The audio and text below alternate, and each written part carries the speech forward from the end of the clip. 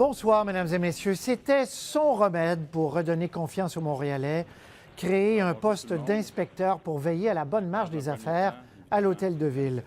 Eh bien, François Cormier, Denis Coderre est allé chercher dans le lieu saint, si on peut dire, de l'intégrité, à la commission Charbonneau, le candidat dont il avait besoin.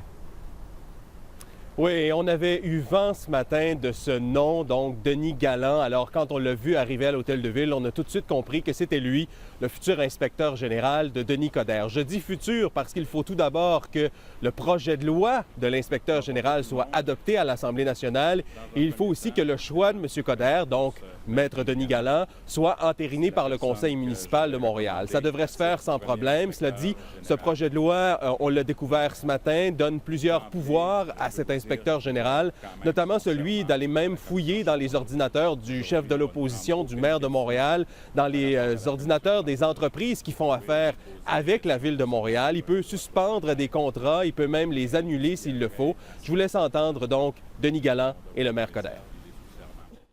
Si cette loi-là n'avait pas dedans, si cette loi-là avait été une version très édulcorée, j'aurais dit non.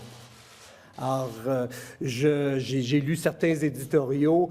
Je suis satisfait des pouvoirs qui vont m'être dévolus si le Conseil de Ville entérine la proposition de M. Coderre.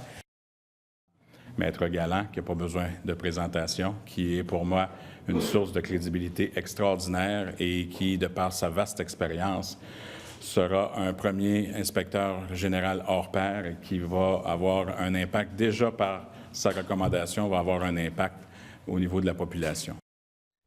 Alors, François, un chien de garde qui vient de la commission Charbonneau, difficile pour l'opposition de s'y opposer, mais on a des bémols sur le projet de loi.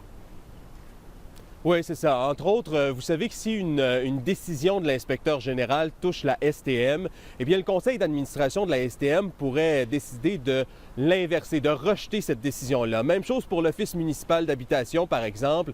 Donc ça, l'opposition, Projet Montréal, n'aime pas tout à fait cet aspect-là, n'aime pas non plus que l'inspecteur général remette en premier son rapport au maire de Montréal et qu'ils le remettent ensuite aux autres conseillers seulement un mois plus tard. Donc, ils espèrent quelques modifications à ce projet de loi qui doit être adopté au cours des prochains jours, en fait, avant la prochaine élection générale provinciale.